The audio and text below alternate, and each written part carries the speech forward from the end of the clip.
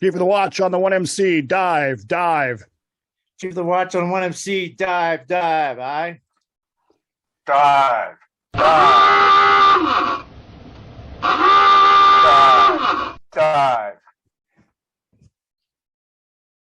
Man, I heard that sound a lot today. I bet you did. The float. It's like you had some fun. You're famous, Dave. I saw you were famous. Just posted a picture. Article just hit up not too long ago. I'm the Kitsap Sun. So I'm the base commander for the Submarine Veterans Bremerton base. Right. Commander. Yeah, for the past 2.5 years, whatever, we've been trying to do this float because our old float, you get at parades and things, and our old float was just, it needed to be taken to Brownsville, Texas and dismantled. Okay. It was in bad shape. It wasn't rusted.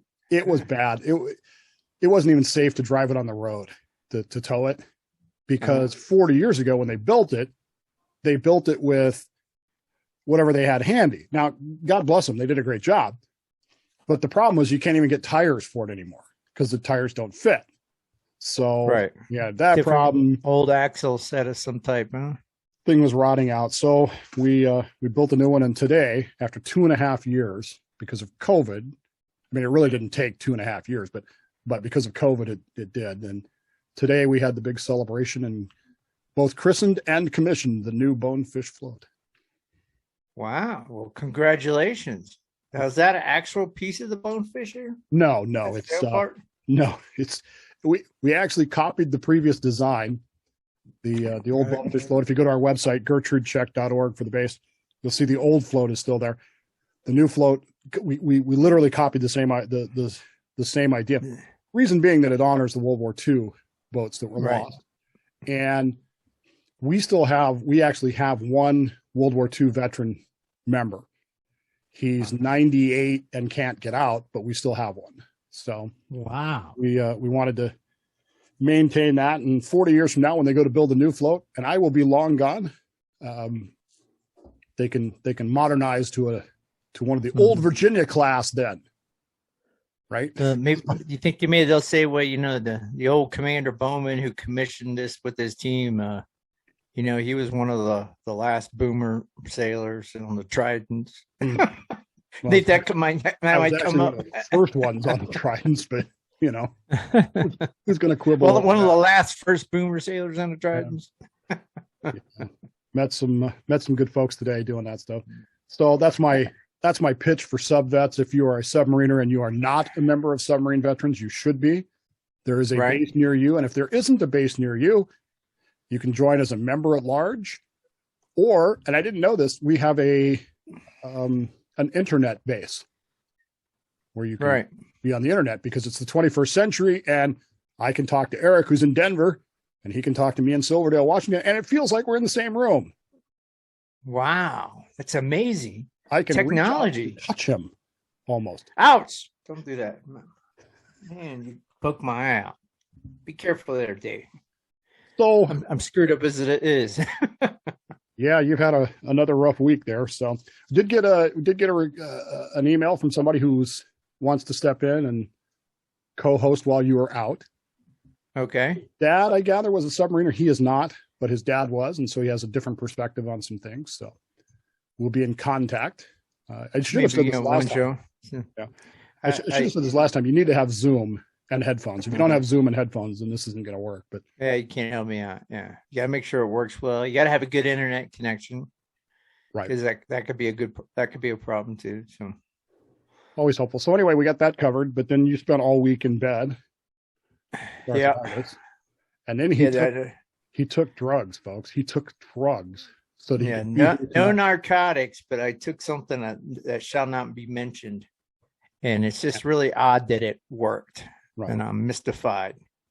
Well, why wouldn't it work? Okay. It's where it doesn't work is on COVID. If you took it for COVID, it wouldn't have worked, but if you take it for anything else, I guess it's fine, right? Yeah, it's a possibility. I'm still trying to wrap my head around why that worked, and I hadn't been able to sleep for a week. I've been in just agony. So, I don't do pain pills. So just keeping my poor wife up, because she's got to get up early in the morning. I'm up and down constantly. I slept the whole night and I couldn't believe it. So it's like a died or something. It was fantastic. That's kind of strange. Yeah, this is what dead's like being when you sleep more than an hour and a half. I haven't slept. No, I'm glad I found. I still don't know. I can't confirm that said drug, actually helped. It's just odd. I mean, I've been trying a multitude of vitamins and other concoctions and teas that, the Peruvian bunch stuffing in me, and so trying to get rid. Yeah, come up with some wild stuff. Yeah, just drink this. I think I told you my story one time about the but it smells like a Sands tank. What's that?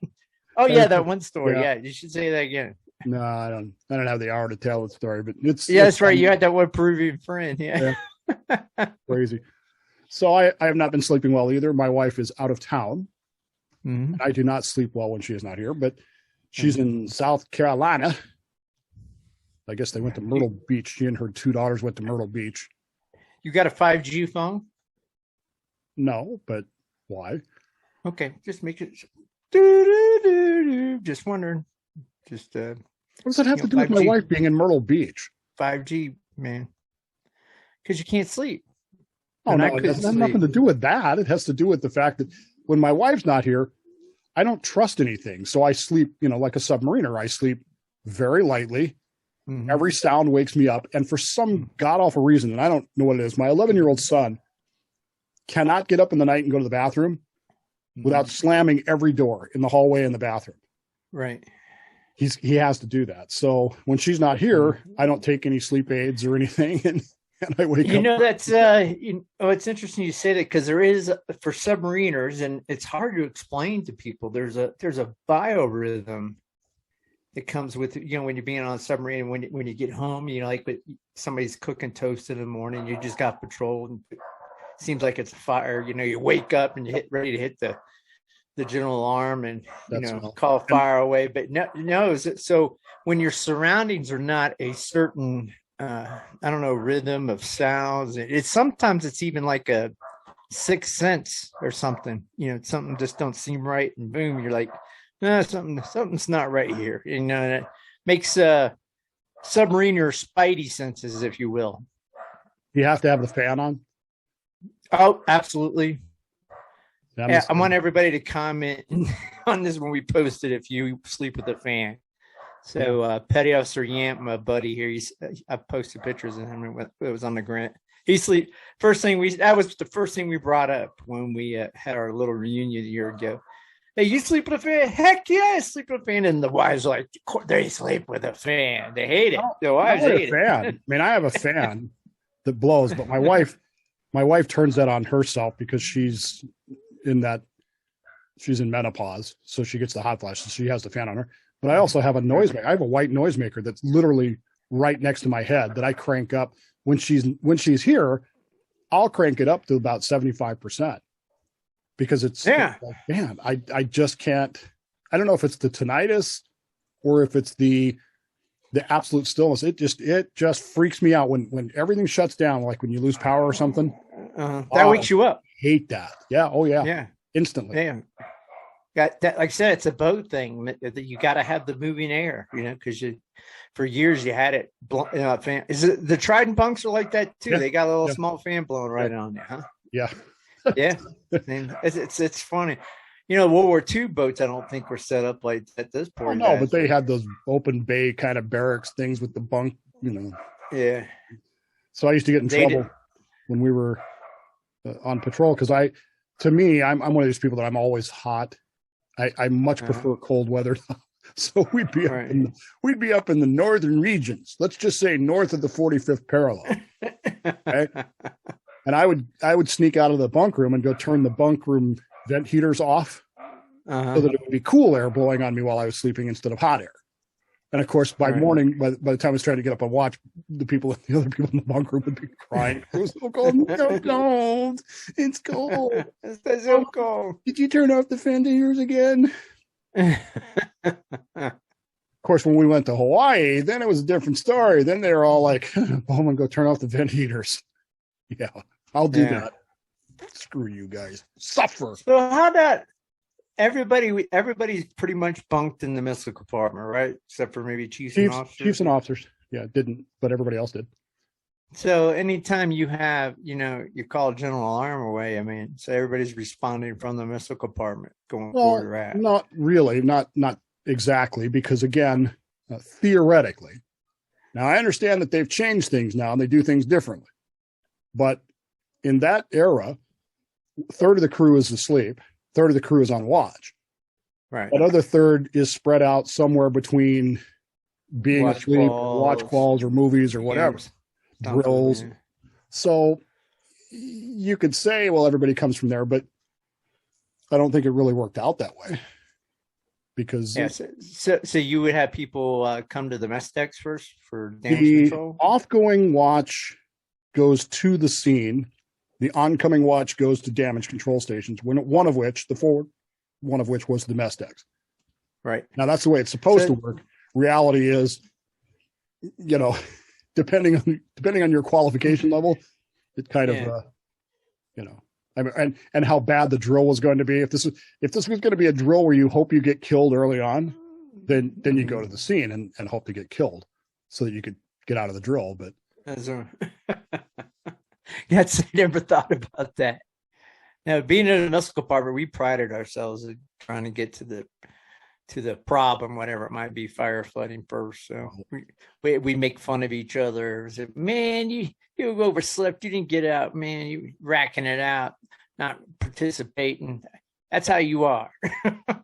When we had our actual emergency, the first two people into the engine room were John L. Scott, a missile tech, the oncoming launcher watch, and myself, the oncoming fire control superman. And we came from control because it was 1725. I mean, are we really the offgoing or the oncoming watch at that point? I mean, we are, but it's like the offgoing people are they're asleep. So I don't know, man. It was, they do things so differently now. They have acronyms now that I have we were at the meeting this morning and our vice commander is still active duty. She's getting ready to retire. Right. And she's talking about her retirement and she says something to the effect of the triad said, I can't do something for 9 months prior to getting out. And I had no clue what she was talking about. I just looked at her, the what said that? She said the triad. I said, in my day, the triad was ballistic missiles launched from submarines, bombs dropped from airplanes, and land-launched ICBMs. I don't know what the heck this triad thing is. Is it the world banking system or something? Might be. That or a Chinese gang, right? That's a Chinese triad? The triad, yeah. She owe money to somebody? But they do things so differently now. I was thinking about this morning, Eric, that if I were to go to a boat right now, I think I could adapt. I'm reasonably sure that I could qualify a submarine fairly quickly. Right. But man, do they do things differently. Right. They don't have helmsmen and planesmen anymore. They have pilots and co-pilots. Right. And the pilot, from what I can tell, does all the 1MC announcements on the Virginias. I don't know how the heck this works, but because you get at least when I visited the New Hampshire and Texas, it was E6 and above to stand at watch station. Right. So it was like a primary and a backup, and the stations could be switched back and forth. I watched a video of a Virginia class going through a dive evolution, and I understood what they were doing, but I was confused because I don't know who's who anymore. Is there a diving officer anymore? Who hits the helmsman in the back of the head when he's off course? If there's no, that's a good question. I don't know. Of course, there's got to be a dive, right? Somebody has to hit the guy that's on the helm, right? Right. Off course. Mind your head. Get that boat on deck, Chief. What's your problem? I don't know. They don't have periscopes anymore. They don't have and good Lord, dude. Do you follow any of the meme site, the submarine meme sites now?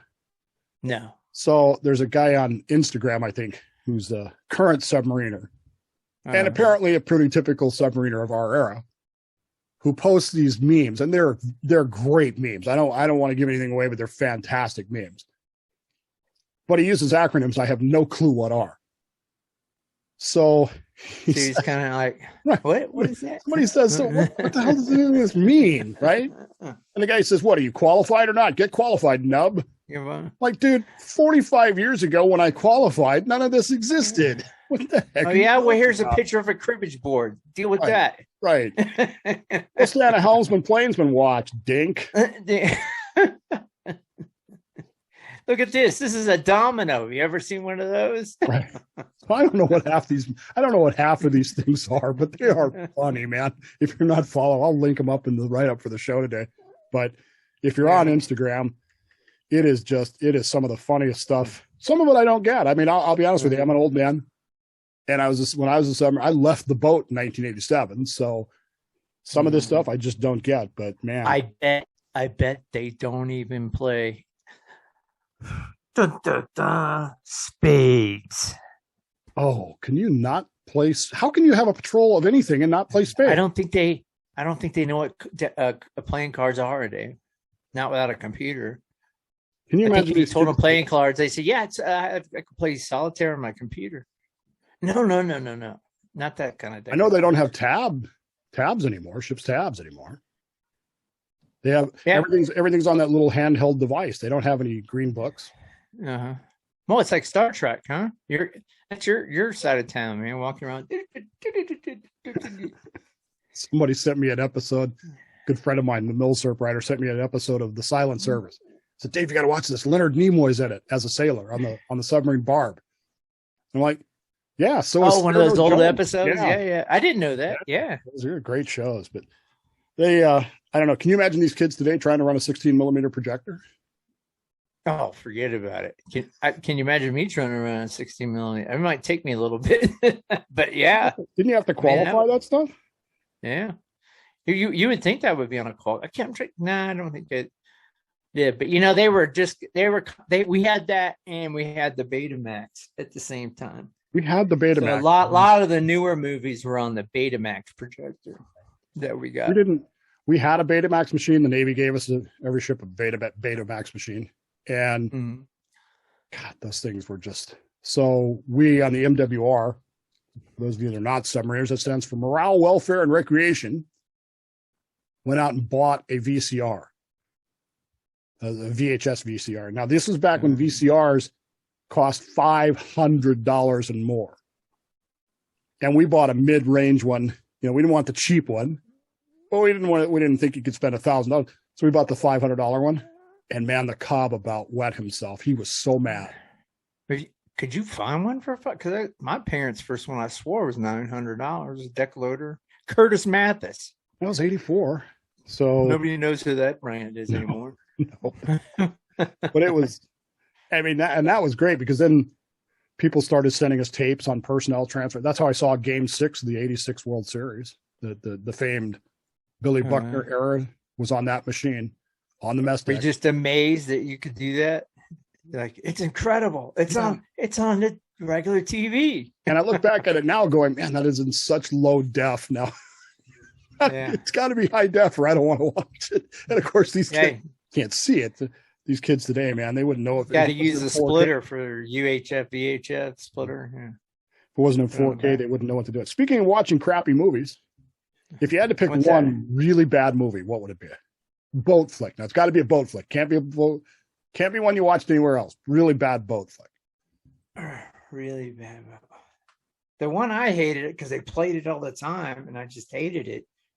And you're going to disagree with me. Is Earth Girls Are Easy? It's a pretty crappy movie. But it's not a bad movie. It's not a bad movie, but if you watch it once, it's like anytime I kind of went down there thinking of watch a movie that was on. I'm like, God, come on. Really? And that was the nice thing about the VHS tapes was you had a much bigger variety because you could carry more, but than the 16 millimeters. But I'm always happy about the fact that I was at the tail end of the 16 millimeter generation and the front end of the VCR generation. So I kind of got the best of both worlds. But for me, it was a movie called Dark Star. That movie is terrible. I remember that. I remember that movie, kind of, Dark Star. It's bad. It's just, it's supposed to be a comedy, but it's like a Jim Carrey comedy. It's just not funny. And it just drags on and on and on and on. And some of the movies we watched, our favorite movie was Kentucky Fried Movie. We love that movie. Yeah, you At our- talked about that one. At our 35-year reunion, we're still quoting that. But imagine, if you will, Eric, getting sent on a patrol, right? deployment, whatever you want to call it. And you're not expecting to be out for more than, say, 45 days.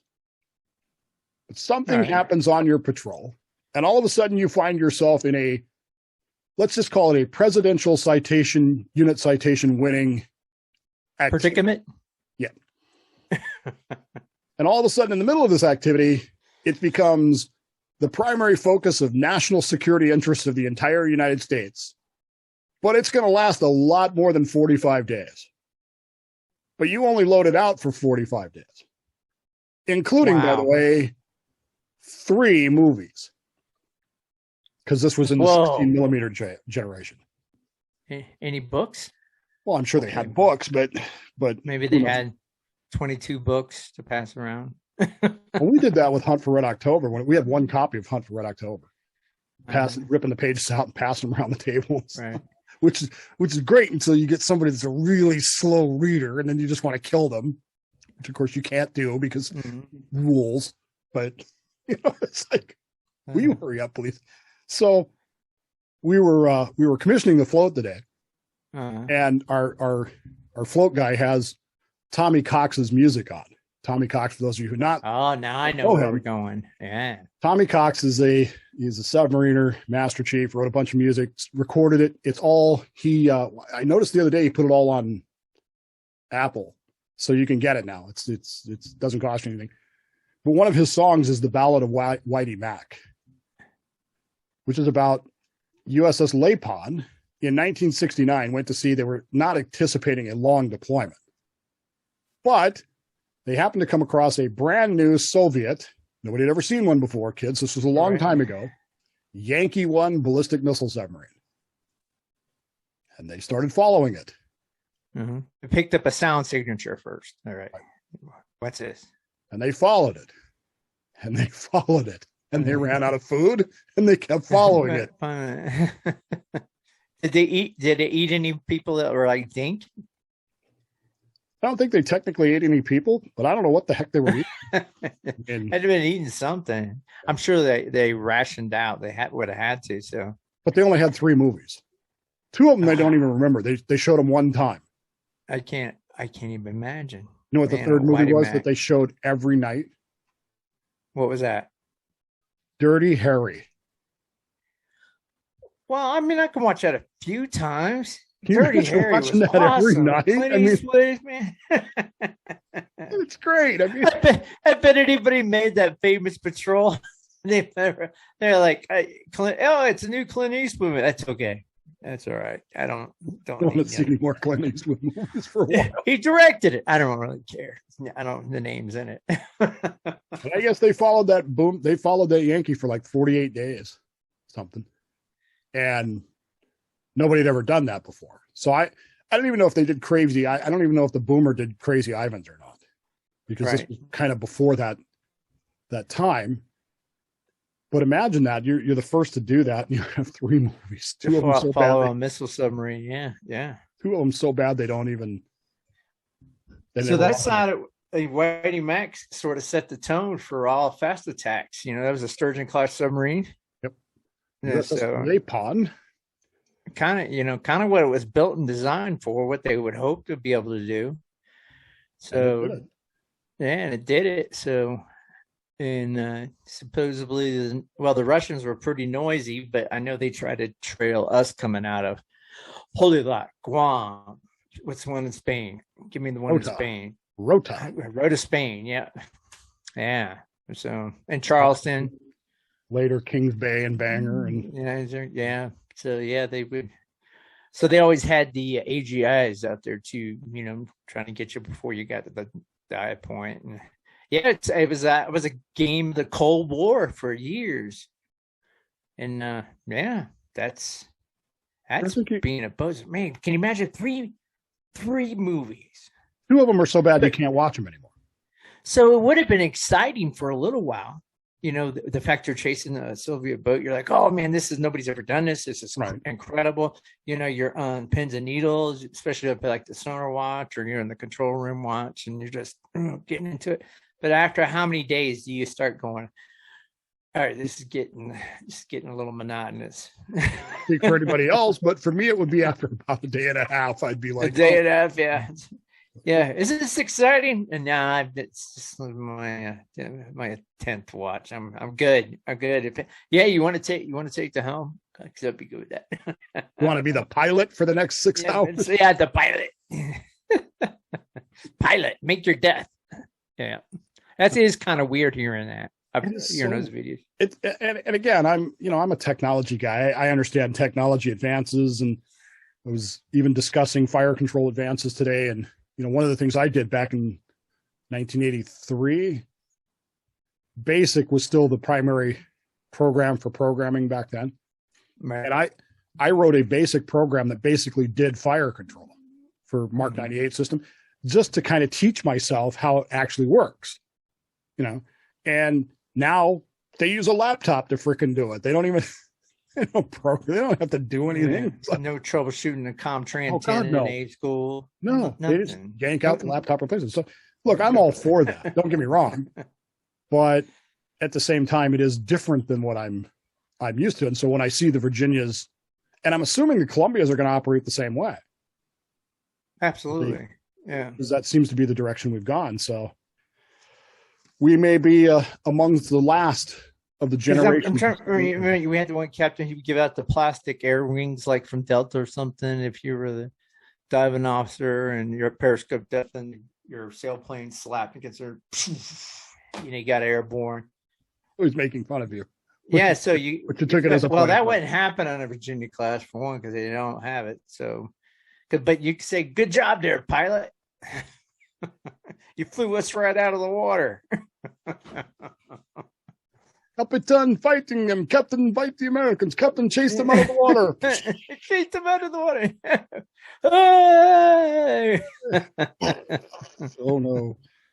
Yeah, there's another movie for you. I bet that one gets watched a lot on patrol. Yeah.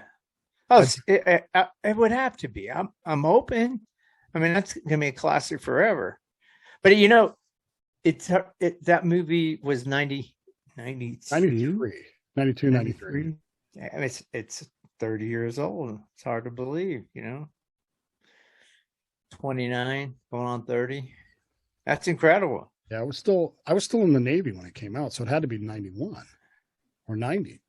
And it still holds up for me. I can still watch it. Well, we've talked about this. It's ridiculous how we can keep watching it over and over. But yeah, it's a good movie, but again, it's ancient history, because we don't do it that way anymore. Now they have pilots and co-pilots and backup pilots and photovoltaic masts and whatever the hell triad is, and I still don't know what it is. Right. Whatever it is, I'm glad it works. That's incredible. Well, if you don't mind, Dave, let me break in here a little bit. It's time to talk about one of my favorite plans. With the economy going the way it is, fiat currency is actually becoming fiat. They didn't think China and Russia would actually go on the gold-based systems and demand it in rubles, that you pay for your oil and gas in rubles. But it's here, and inflation is on the rise. So why not try to protect a little bit of your wealth with some gold and silver? And I got a great thing to talk about, which is 7K Metals, which is on my website. If you go to 7K Metals/the there's a few videos that can get you informed on how to develop a plan to deal with the fiat currencies, and to go along with your plan with cryptos and other plans to make sure that your family's wealth is managed in a safe manner. And also, it's collecting gold and silver does a number of things. So what they like to say on there, you'll hear a lot, is called saving gold and silver, and coin collecting is called an offensive and defensive strategy, Dave. So your defensive strategy would be just buying your base metals, gold and silver. But the collectible market, that's where the little bit of money is to be made. It goes up and down. There's a big community of people online. But I think it's Coin Stacker coin stacker or stacker coin. I'm probably getting it backwards. But, you can sell your coins right there at premium or above price. People, just because they're just collecting, they don't have that coin, make a little bit of money that way. But, that's what we call the offensive strategies. The collectible market is really hot right now. And plus just having the gold and silver just to protect some of your wealth. Because when it happens, when those digits in the bank, they go poof, any money you have in the bank is going to go poof with it.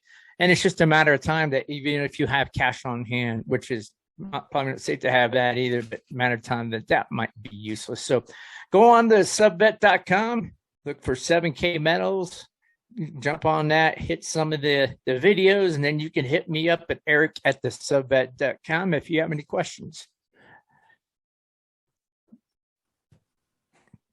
So let's turn to submarine news for the week.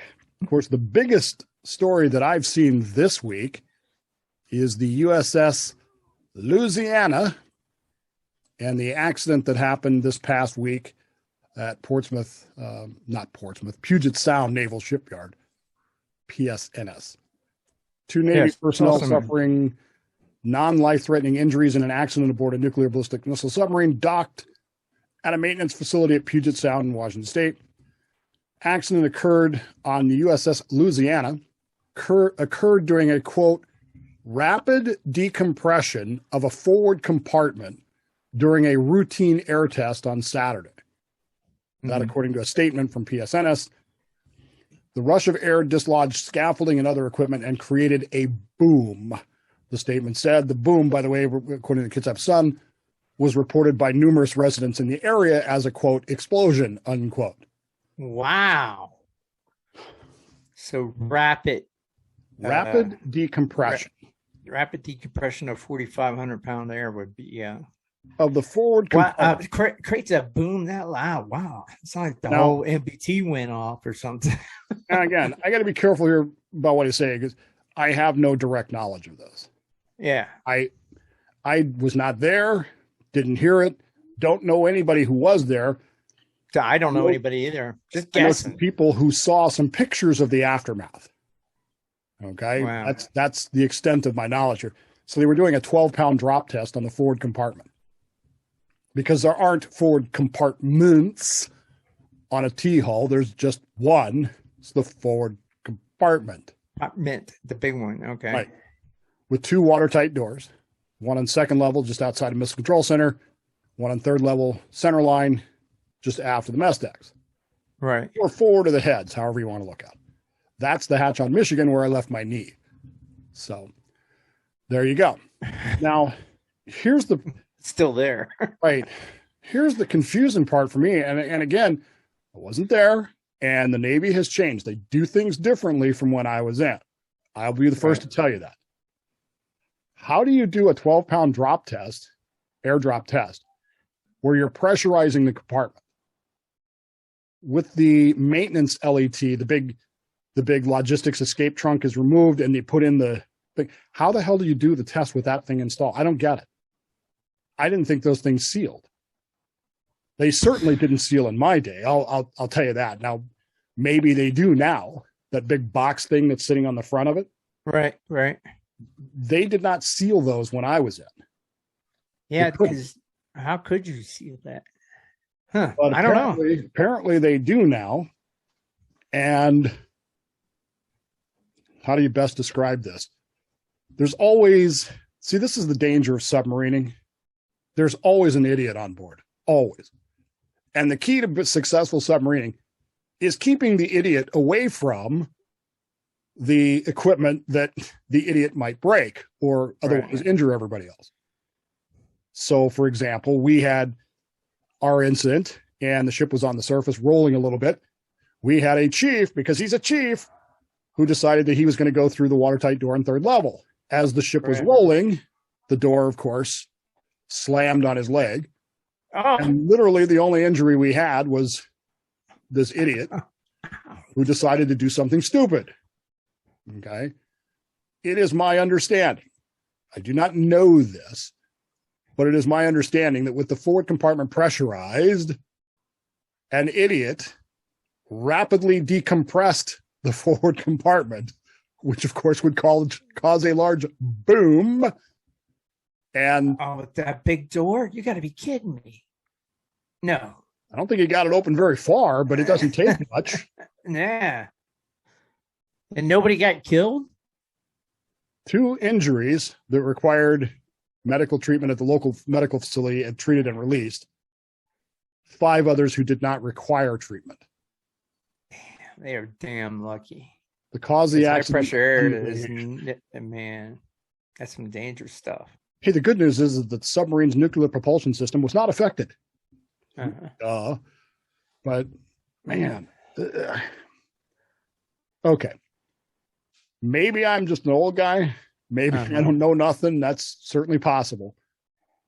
But it was funny back in the day when they would forget, quote unquote, to put the blowing sanitary sign on the toilets. That was funny.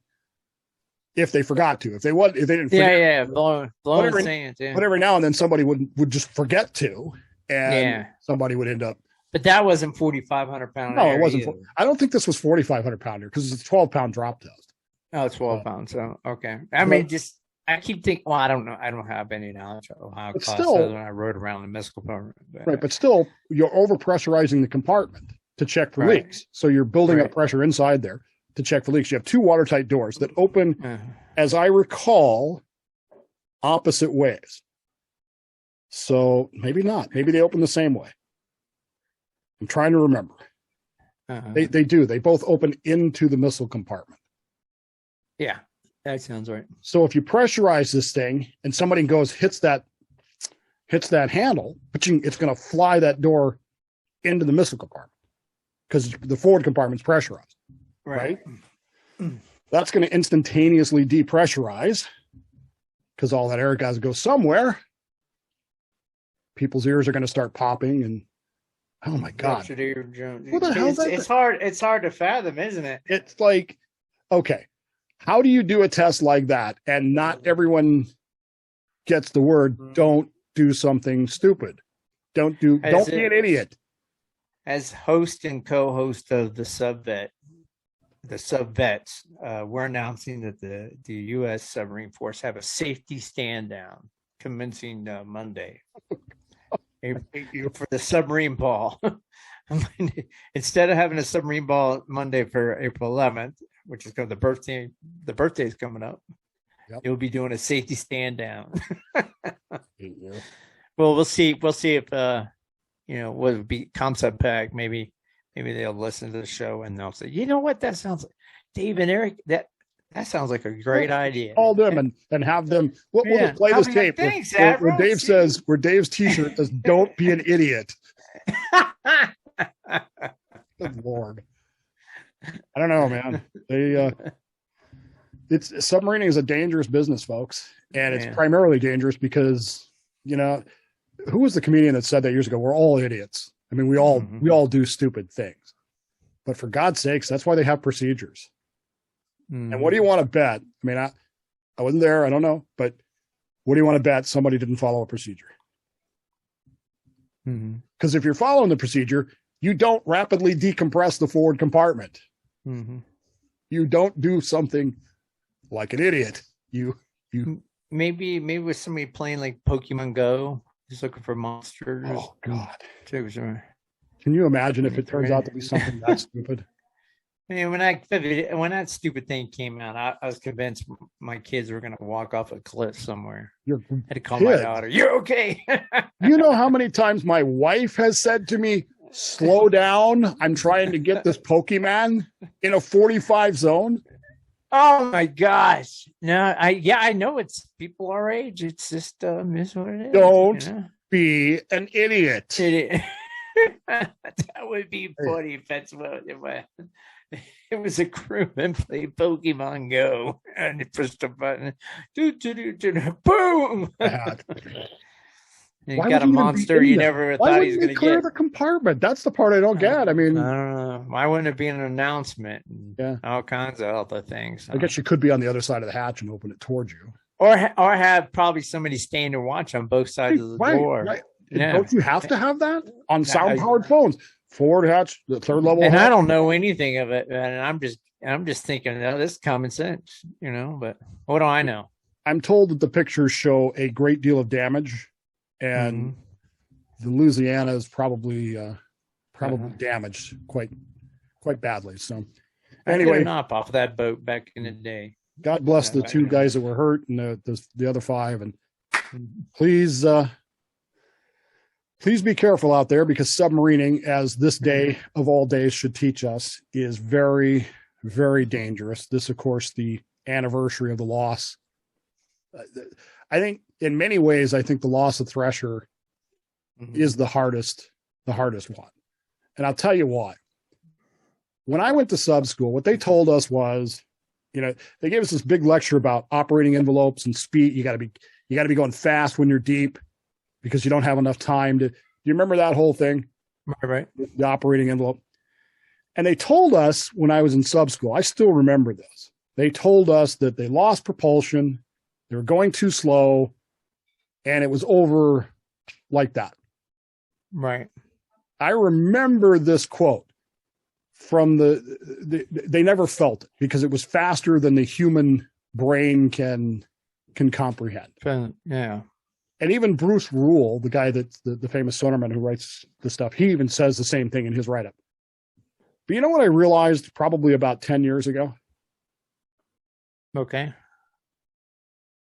The final collapse might have been painless, but that ship was sinking for 10 to 15 minutes, and they knew it. They knew they were going down. Right. And there wasn't nothing they could do. And I'm sure they tried. I'm sure they pulled everything. About sheer terror, yeah. I'm sure they pulled everything that they could. I'm sure that they were trying things that had never been tried before, much like the crew of the S-51 when they tried to invent 10, 15 minutes is a long time. Heck of a long time. Yeah, because that's longer, even like if you're an airliner, it's going down because of a malfunction. Yeah. You don't have 10, 15 minutes. They go down quicker than that. So as they drifted slowly, and as I was reading, after I was out of submarines, reading the reports, and all of a sudden, and I don't know why we so oversimplified it when I was in. Maybe it was because they didn't want to scare us. But I've always had the opposite approach, Eric. I think you should be scaring people, because when you scare people, you get rid of the idiots. Absolutely. You get rid of people who aren't up to it. So, man, I don't know. I just keep thinking to myself, because remember they had 17 tech reps on board, civilian tech reps. Can you imagine being one of those guys? And what do you do? Right.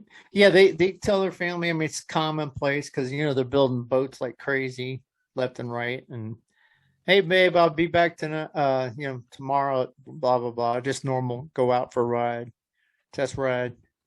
And then get told that a boat got lost. And, being there, so you had all the submarining family as a whole, the people that were on the submarine. And then you had electric boat and God knows how many other contractor vendors, Well, I know they redacted and released all that trenchant. That was a great word. The Navy released all those trenchants of Thresher documents. And I don't think it told us anything we didn't already know, or at least suspect, but it did make it official. And one of the things that's in there was we have always been told that there was uncontrollable flooding, unisolatable flooding. But now we find out there wasn't flooding. They just lost propulsion, and they had no way to get up. They couldn't blow because of the problems with the MBT system. And they literally just drifted down, Eric. And I swear to God, I have nightmares about that. And that brings up another one. So I think today was the commission day, the Patrick Henry. Might have been. So there's a picture there of the famous Admiral Rickover. That's right. I'm thinking that was the boat that he was yelling commands and had him go all back full and damn near killed everybody. And I'm trying to remember if that was the boat that caused the no, because that would have been late 60s. It had to have been a later boat that he did that. And then I maybe you shouldn't be doing that anymore. Maybe it's time for you to retire. I've heard stories about the Los Angeles. Yeah. on her sea Yeah, trip. the Los Angeles was the anniversary of that was just Yeah. recently, a few days ago. Yeah. I've actually talked to somebody who was there. I'm always hesitant to do that because to report what they say, because I don't know if they're embellishing or not. Mhm. But apparently a 688 really snap rolls good, and nobody was really expecting it. It's but I mean, I can imagine 6 day. I mean, I even hear the older boats, the sturgeon stuff that you can walk on the walls, pull Right. on a tight turn. Yeah. But if you weren't expecting that, and I understand, this is my understanding of the story, they weren't expecting that, and all of a sudden the rudders were the planes, Mm-hmm. and apparently the only person who realized that was the planesman, and that's the only reason they brace. I don't know, man. Every time I come to April 11th is always, or April 10th, sorry. April 10th is always a really, it's a day I don't sleep well because my head is just filled with this stuff that I've read. Maybe I should quit reading it. Like reading about the scorpion and them discovering the body, stuff they didn't tell us in sub school that they should have told us. Right. But now, for whatever reason today, it really resonates with me. And I don't know if I just look at these old guys and I think, how did we ever survive this? And I know the answer. We weren't idiots. But even if you have a boat that's full of people who aren't idiots, sometimes bad stuff happens. Yeah. And Thresher, we talk about every bad luck, every luck of the draw of going bad. All right. And that's kind of like, I mean, you're coming up on the submarine birthday. I mean, it's been dangerous ever since the beginning, and everybody's learned from everybody, just like you said. If you got your qualifications, there's a direct lineage going all the way back to those first guys, that were diving that first boat, with a Hunley, be the first commissioned boat. Yeah. Is it strange that the Thresher anniversary is the 10th and the anniversary of the submarine fleet is the 11th? It's kind of strange, but it's also very apropos. Some synchronicity. Yeah. I think it's very apropos because we spend, hopefully, those of us that are submarines spend the 10th kind of contemplating that and recognizing the dangers. And then on the 11th, we can kind of let loose a little bit. We're not having a submarine ball here this year. Kind of wish we were. But we were supposed to have one 2 years ago. We were planning to have one. They're still canceling them, huh? Yeah. COVID happened. Everything here is still kind of slowly spinning back up, but not there. So because everybody's starting to relax here in Denver when you're going down through downtown. It seems like people more relaxed. Well, don't get relaxed because it's coming back. You know that, right? Oh yeah, that's coming back. But I was going to tell you something. I got to woolly about something else. The other big threat besides sickness causing death. We've been kind of worried about the situation in Ukraine and Russia, and us, threatening to launch nuclear weapons at each other and stuff, and it makes the Cold War look like the fun days. We kind of talked about that before. But listen to one of my other radio shows, Conspiracy Story. There's a recent anniversary, which I did not know, but a song by the Pointer Sisters. This happened during the Reagan administration. So I don't know if you remember the song, Doing the Neutron Dance. I remember that. Doing a Neutron Dance. Dun, dun, dun, dun, dun, dun. So did you know that song was banned in Russia during Cold War, saying it was provocative? And, they banned it because when they got the, the write-up on the song or the lyrics, it was translated wrong, and they were thinking that we were dancing about wanting to nuke Russia.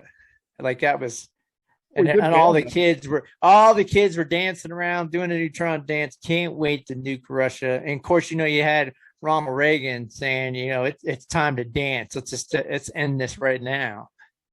And it's just an interesting little bully that I was listening to the other day. I don't want to take it anymore. I'll just stay here locked behind the door because just no time to stop and get away. Because I work hard to make it every day. Doing a Neutron Dance. It's hard to say just how some things never change. Hey, and it's hard to find any strength to draw the line. Woo-oh. I'm just doing the Neutron Dance. Pushing the button. Fire. I'm on fire. Yeah, well, Russians tend to take things a little too literally. I'm just burning doing the Neutron Dance. No, I didn't know Spit that. all missiles. Do the Neutron Dance. Jeez. Can you imagine being around? I saw a video today. I'm not making this up. So some woman that I have no idea who she is, but she's obviously someone of some importance in Russia, was talking about culture in Russia and why the Russians needed to invade Ukraine. And I am not making this up. I swear to God. In fact, we're going to talk about this on Sunday on What the Frock, my other show, because this video is so incredible. It's a woman explaining to people that the reason Russia had to invade Ukraine is because the Ukrainians were messing with borscht. And they weren't cooking it right. They were making up their own recipes, and this was destroying Russian culture, and therefore they had to invade Ukraine to save Russian culture and borscht, which is beet paste. What? Okay. I'm just doing the Neutron Dance.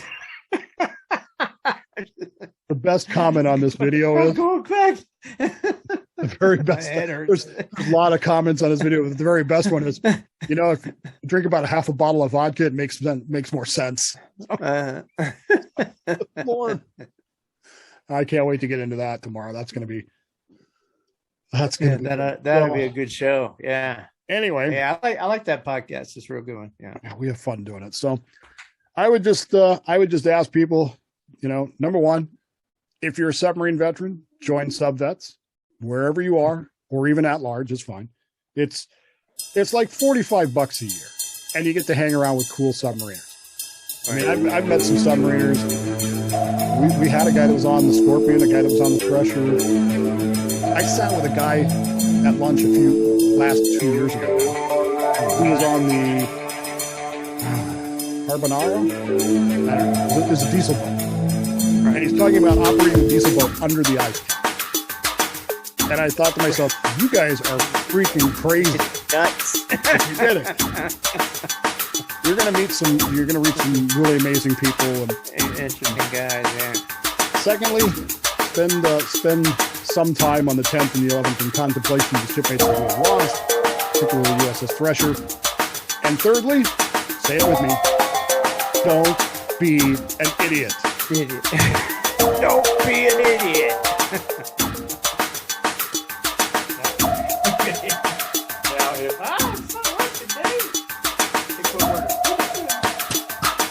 Now hear this. Don't be an idiot. That is all.